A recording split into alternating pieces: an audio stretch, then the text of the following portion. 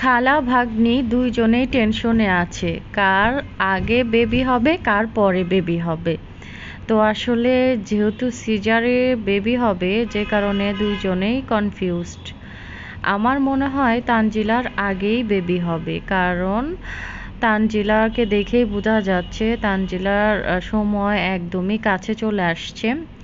ইদানিং খেয়াল করে দেখছি তানজিলার চলাফেরা কথাবার্তা খুবই বাজে। আর তানজিলার শাশুড়ি কিন্তু আগে যেরকম ভালোবাসতো এখন কিন্তু তেমনটা ভালোবাসে না, আপনারা ভিডিও খেয়াল করেই দেখবেন। কারণ একটা মেয়ে অতিরিক্ত বেশি ভাব ধরলে কিন্তু শ্বশুরবাড়ির কেউই তাকে ভালোবাসতে চায় না।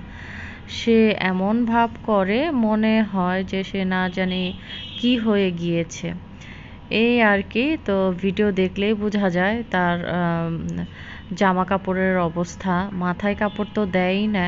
তারা যে গুরুজন, তাদের যতটুকু সম্মান করা উচিত বা তাদের সামনে যেভাবে থাকা উচিত সেরকমভাবে সে চলেই না।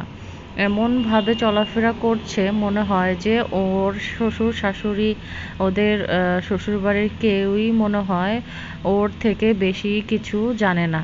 সব কিছু ওই জানে, ওই বুঝে।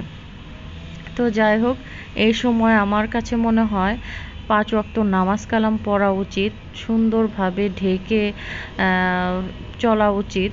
আর ইদানিং ওর জামা কাপড়ের অবস্থা দেখে আমার খুবই মেজাজ খারাপ।